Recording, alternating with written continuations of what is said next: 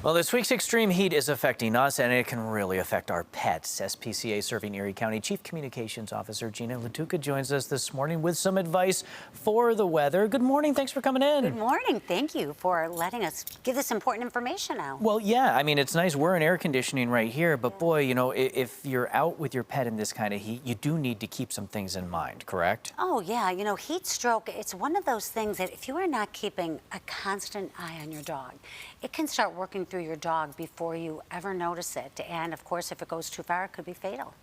You know, when we're hot, we'll complain about it. We'll tell somebody about it, but you know, your dog might not have that same ability. You're going to notice some panting, but they're not really going to be able to clearly communicate that they're in distress sometimes. That's right. They usually cannot, especially if it's heat stroke, because heat stroke, one of the symptoms and one of the things you should look for is confusion.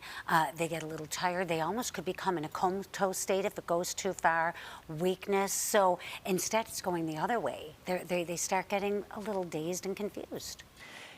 Obviously, you know, we always tell people if you can, keep yourself in air conditioning, and that works for pets too, but pets also have to go outside at certain times. How do you kind of work that out? That's right. We tell people do it responsibly. You know, if you are running to the store for a short period of time, and I'll do the air quotes, or if you're like me, the short period of time, you know, you think you want to spend some quality time with your dog, it's best to leave your dog at home, especially if that short trip could turn into a longer trip. Leave the dog home. If you're putting the dog outside or if you're going on a walk, put your hand on the pavement for a moment. If you can't keep your hand there for longer than 10 seconds, if it's too hot for you, it's too hot for your dog. You know, dogs can only sweat through their paw pads. So if it's too hot, now you're really inhibiting their ability to cool down.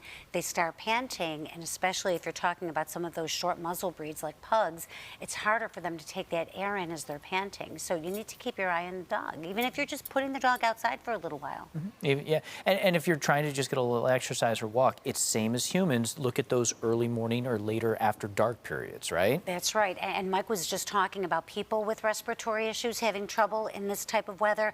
Think about your dogs. If your dog does have a respiratory issue already on a good day, if your dog is a little bit older, or if your dog's health is already compromised, you need to be careful. Consider things like that. And I should say, we're talking about dogs, but think about your cats too. Yep. If you have indoor-outdoor cats with any of these issues, it's best to keep your cat indoors for this period of time.